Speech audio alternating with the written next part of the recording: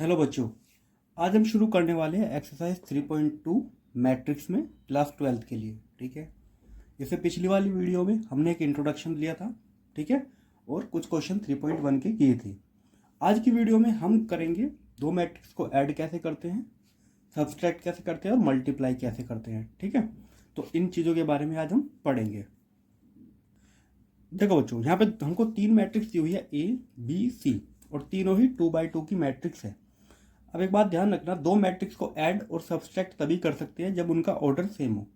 अगर order same नहीं है, अगर ये 2x2 है और ये 2x2 नहीं है, तो ना इन दोनों को ऐड किया जा सकता है ना ही सब्सट्रैक्ट किया जा सकता है।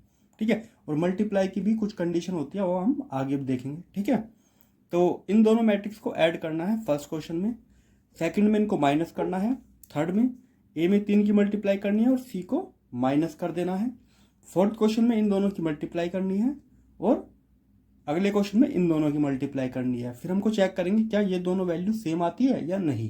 ठीक है, तो चलो बच्चों शुरू करते हैं। अब a प्लस बी हमको लिखना है, तो ये हो जाएगा हमारा a प्लस बी। 2, देखो बच्चों, ऐड करने के लिए इस पोजीशन पे 2 है और उसी पोजीशन पे 1 है। ठीक है, 2 के साथ 1 ऐड होगा और कुछ भी ऐड नहीं होगा। तो 2 + 1 3, 4 + 3 7, 3 + -2, तो ये तो माइनस हो जाएंगे, तो बचेगा 1। इन दोनों को ऐड करेंगे तो 7। ठीक है, a प्लस बी हो गया हमारा। अब आते हैं a माइनस बी पे। 2 में से 1 को माइनस करेंगे तो 1, यहाँ पे आ जाएगा 1। 3 -2, तो 2 माइनस आ गए तो प्लस हो जाएगा, तो आ जाएगा 5। 2 में से 5 को माइनस करेंगे तो -3। ठीक है, अब बात आते हैं अपने थर्ड क्वेश्चन की तरफ, 3a - c। इस क्वेश्चन को करने के लिए आप हो सकता है कि हम यहाँ पे ये तो डायरेक्ट भी किया जा सकता है। ठीक है, अगर कैलकुलेशन अच्छी है तो डायरेक्ट कर सकते हो, नहीं तो इन मैट्रिक्स को लिखा भी जा सकता है। जैसे देखो, हमें निकालना है 3a - c। तो देखो बच्चों, हम क्या करेंगे, डायरेक्ट हम यहाँ पे लिख सकते हैं। जैसे कि पहले इसमें 3 की मल्टीप्लाई करेंगे, और 3a का मतलब होता है हर एलिमेंट के साथ 3 की मल्टीप्लाई आप लोगों को करना है। ठीक है, तो यहाँ पे हो जाएगा 6, यहाँ पे 12, यहाँ पे 9 और यहाँ पे 6। ठीक है, अब उसमें से हमको माइनस करना है क्या, c को, -2, 5, 3 और ये हो गया 4। ठीक है, तो आंसर अब आते हैं 6 -2, तो यहाँ पे आ जाएगा 6 + 2 मतलब 8। 12 में से 5 माइनस करोगे तो आएगा 7, 9 - 3 तो आएगा 6, 6 - 4 तो आएगा 2। ये हो गया हमारा आंसर। ठीक है, अब आते हैं मल्टीप्लाई पे। इसको आपको बहुत ध्यान से देखना है कैसे हम यहाँ पे मल्टीप्लाई करते हैं। ठीक है, क्योंकि सबसे ज़्यादा कन्फ्यूजन जो आती है वो मल्टीप्लाई करने में ही आती है। ठीक है, अब यहाँ पे हम पहले मैट्रिक्स को लिख लेते हैं ताकि हमको आसानी रहे। हमें मल्टीप्लाई करनी है a × b। ठीक है, तो मैं क्या करता हूँ, पहले लिख लेता हूँ a, 2 4 3 2, और यहाँ पे मेरी मैट्रिक्स हो गई b, 1 3 -2 5। अब मल्टीप्लाई करने का रूल क्या होता है, सबसे पहले देखो बच्चों, ये हमारी फर्स्ट रो है, इसकी मल्टीप्लाई होगी फर्स्ट कॉलम के साथ। ठीक, इन दोनों की आपस में मल्टीप्लाई होगी, फिर इसकी मल्टीप्लाई होगी हमारे सेकंड कॉलम के साथ। ठीक, उसी तरह हमको सेकंड रो के लिए करना है, सेकंड रो की मल्टीप्लाई फर्स्ट कॉलम के साथ, उसी तरह सेकंड रो की मल्टीप्लाई सेकंड कॉलम के साथ। ठीक है, अब देखो बच्चों, यहाँ पे तरीका क्या होता है मल्टीप्लाई करने का। मल्टीप्लाई हमेशा कब होती है, जब देखो, मल्टीप्लाई उन्हीं दो में हो सकती है जिनमें कॉलम जो है सेम हो। जैसे मान लेते हैं कि ये हमारा ये 2x2 है। ठीक है, 2x2 मैट्रिक्स है, इसकी मल्टीप्लाई हमको किसके साथ करनी है, 2x2 की मैट्रिक्स के साथ। ठीक, तो ये सेंटर में सेम होना चाहिए। अगर ये दोनों चीज़ें सेम है, ठीक है, तभी मल्टीप्लाई हो सकती है। आगे मैं इसके बारे में और डिटेल में करता हूँ, पहले हम इस क्वेश्चन को सॉल्व कर लेते हैं। ठीक है, जो फाइनल मैट्रिक्स बनेगी वो हमको इन दोनों में देखना है, लास्ट वाले में 2, यहाँ से भी 2। ठीक है, तो लास्ट मैट्रिक्स हमारी 2x2 की ही बनेगी। अब पहले 2 की मल्टीप्लाई, हाँ इसमें ध्यान रखना है, पहले एलिमेंट की मल्टीप्लाई पहले के साथ, दूसरे की मल्टीप्लाई दूसरे के साथ, ठीक, पहले की पहले के साथ, दूसरे की दूसरे के साथ, और दोनों को ऐड करके लिखना है। जैसे फर्स्ट कॉलम है तो फर्स्ट कॉलम में, इन दोनों की मल्टीप्लाई इन दोनों के साथ करोगे तो सेकंड कॉलम में, इसकी मल्टीप्लाई फर्स्ट कॉलम के साथ करोगे तो कॉलम क्या आएगा, ये फर्स्ट है ना, इधर आएगा, इसकी मल्टीप्लाई इसके साथ करोगे तो यहाँ पे आएगा, ठीक। तो 4 ये एलिमेंट बनेंगे। तो 2 की मल्टीप्लाई 1 के साथ करोगे तो 2, 4 की मल्टीप्लाई इसके साथ करनी है, अब 4 की मल्टीप्लाई इसके साथ नहीं करनी, पहले की पहले के साथ, दूसरे की दूसरे के साथ। तो 4 की मल्टीप्लाई करेंगे तो माइनस के 8, और दोनों को हमको साथ में ही लिखना है। अब 2 की मल्टीप्लाई 3 के साथ करेंगे तो 6, 4 की करेंगे इसके साथ तो 20, बीच में प्लस आना चाहिए, और अगर नेगेटिव है तो नेगेटिव आ जाता है। अब 3 की मल्टीप्लाई इसके साथ करेंगे, देखो सेकंड रो फर्स्ट कॉलम, तो यहाँ पे जो हम लिख रहे हैं ये सेकंड रो है और फर्स्ट कॉलम है, ठीक। 3 की मल्टीप्लाई 1 के साथ तो 3, 2 की मल्टीप्लाई -2 के साथ तो -4, उसी तरह इसकी मल्टीप्लाई इधर करेंगे तो 9 + 10। तो जो हमारा फाइनल हमारा आंसर बनेगा -6, 26, -1 और 19, ये हमारा आ गया ए और बी, ठीक। अब हमें क्या करना है, बी को पहले रखना है और ए को बाद में, और हमको चेक करना है क्या आंसर सेम आता है या नहीं।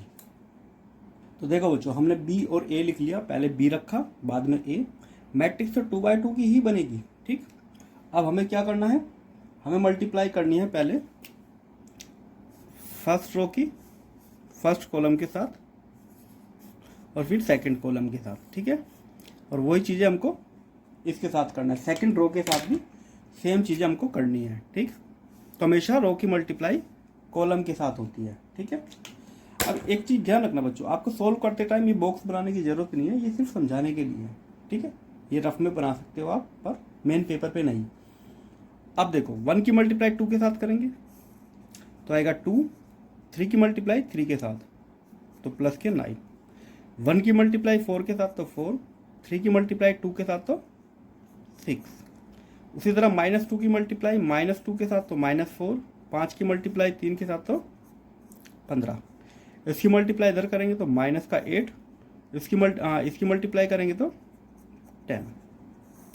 बहुत ध्यान से करना है, शुरू में बहुत आराम से करना है, जब आपको करना आ जाए तो आप इसको एडवांस तरीके से कर सकते हो डायरेक्ट, ठीक। यहाँ पे आ जाएगा 11, 10, ये हो जाएगा हमारा 11 और ये हो जाएगा 2, ठीक है बच्चों। अब देखो ये तो वैल्यू अलग आ रही है बी ए से, ठीक है। अब देखो मैं उसको फिर भी चेक कर लेता हूँ, 2, 9, ठीक है, 4, 6, ठीक है, -4, ठीक है, -8, ठीक है, ठीक है। और देखो बच्चों, हमारा जो ए बी आया था हमारा ये, ठीक, ए बी हमारा है ये, और हमारा बी ए आ रहा है अलग। तो इससे हमको क्या पता चलता है, A B is not equal to B A, ठीक है। इसको मैं आगे भी बताऊंगा कि ऐसा क्यों होता है, ठीक। तो ये हो गया हमारा फर्स्ट क्वेश्चन। अब बढ़ते हैं अपने सेकंड क्वेश्चन की तरफ, ठीक है, जो थोड़े बड़े क्वेश्चन है। पहले एडिशन के करते हैं, उसके बाद करेंगे हम क्वेश्चन मल्टीप्लाई के। देखो बच्चों, ये क्वेश्चन नंबर सेकंड है, उसका सेकंड पार्ट हम करते हैं। फर्स्ट पार्ट बहुत सिंपल है, कर सकते हो, पर हम सेकंड पार्ट पे करते हैं। हमको ये 2 मैट्रिक्स दी हुई है, इन दोनों को ऐड करके हमको बताना है क्या आंसर हमारा आता है। तो काफ़ी सिंपल है, a² + b² + 2ab।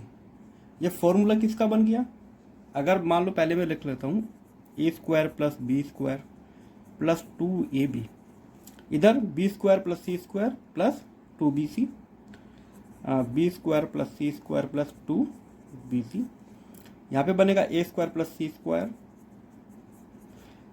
ये माइनस आ जाएगा तो ये प्लस माइनस माइनस 2ac, उसी तरह यहाँ पे आएगा a² + b² - 2ab। अब ये तो हमारा आइडेंटिटी बन गई, फॉर्मूले। इसको क्या लिखा जा सकता है, a + b होल स्क्वायर, ये हो जाएगा b + c होल स्क्वायर, जो हो जाएगा a - c होल स्क्वायर, और ये हो जाएगा a - के b होल स्क्वायर। तो इतना ही हमको करना था, ये हो गया हमारा आंसर। फिर बच्चों अगला क्वेश्चन जो थर्ड है वो भी काफ़ी सिंपल है, 3x3 की मैट्रिक्स है, आपको बस ऐड करना है, काफ़ी आसान। हम आते हैं क्वेश्चन 4 पे। हमें ये दो मैट्रिक्स को ऐड करके बताने हैं क्या आएगा। ये 10th क्लास का हमारा ट्रिग्नोमेट्री की आइडेंटिटी है, cos square plus sine square 1 होता है, ठीक है। तो यहाँ पे 1 बनेगा, sine square plus cos square 1 बनेगा, sine square plus cos square 1, और इधर भी आया 1। बस इतना ही हमारा ये आंसर है, ठीक है। ये 1 1 की मैट्रिक्स बन गई, ठीक है बच्चों। तो ये था हमारा एडिशन। अब आते हैं मल्टीप्लाई पे, ठीक है। तो एक काम करते हैं, उसको करते हैं हम अगले क्वेश्चन में, ठीक है, मतलब अगली वीडियो में। इस वीडियो के लिए इतना ही। अगर आपको कोई डाउट हो, ठीक है। अच्छा, इसकी कुछ मैं प्रॉपर्टी आपको बता देता हूँ, एडिशन की कुछ प्रॉपर्टीज़। देखो बच्चों, कुछ प्रॉपर्टीज़ क्या होती है एडिशन की। अगर आपको दो मैट्रिक्स को ऐड करना है तो a प्लस बी करो या b प्लस ए। कहने का मतलब किसी को भी पहले रखो, दूसरी को बाद में, आंसर पे कोई फर्क नहीं पड़ेगा, सेम ही आंसर आएगा, ठीक है। मैट्रिक्स ए को पहले रखो, बी को बाद में, या बी को पहले ए को बाद में, आंसर सेम ही आना है। एडिशन में कोई प्रॉब्लम नहीं है। एसोसिएटिव में अगर आपको 3 मैट्रिक्स ऐड करनी है ए बी सी, तो किन्हीं भी 2 को पहले ऐड करो, थर्ड को बाद में ऐड कर लेना, ठीक है। या तो मैंने यहाँ पे ए प्लस बी पहले ऐड की फिर सी को ऐड किया, या ए को बाद में ऐड कर लेना, पहले बी और सी को ऐड करो, कोई फर्क नहीं पड़ेगा, आंसर सेम आएगा। तीसरा, अगर हम एक मैट्रिक्स में जीरो मैट्रिक्स को ऐड करेंगे तो हमें वही मैट्रिक्स मिल जाएगी। इसी को कहते हैं एग्जिस्टेंस ऑफ एडिटिव आइडेंटिटी, ठीक है। तो जीरो मैट्रिक्स को अगर ऐड करोगे तो कोई फर्क नहीं पड़ेगा, वो मैट्रिक्स खुद से ही आ जाएगी। फिर आता है एडिटिव इनवर्स। एक मैट्रिक्स में उसके एडिटिव इनवर्स को ऐड करोगे, मतलब साइन बदल के उसी मैट्रिक्स को अगर ऐड करोगे तो सब कैंसिल आउट हो जाएगा, तो हमको मिलेगी जीरो मैट्रिक्स, ठीक है। जैसे 5 में -5 को ऐड करोगे तो क्या मिलता है, 0। सेम मैट्रिक्स के अंदर भी है, ठीक है। तो ए मैट्रिक्स में -a को अगर ऐड करोगे तो 0 ही मिलना है। तो ये तो कुछ प्रॉपर्टी थी एडिशन की। अब हमको करना है अगली क्लास में मल्टीप्लाई। बहुत इंपॉर्टेंट है, सबसे ज़्यादा डाउट उसी से आते हैं, और वो बेसिक आ गया तो आगे जो क्वेश्चन है वो मल्टीप्लाई पे ही आते हैं, ठीक है बच्चों। तो मिलते हैं अपनी अगली वीडियो में। इसमें कोई डाउट हो तो आप पूछ सकते हैं कमेंट सेक्शन में।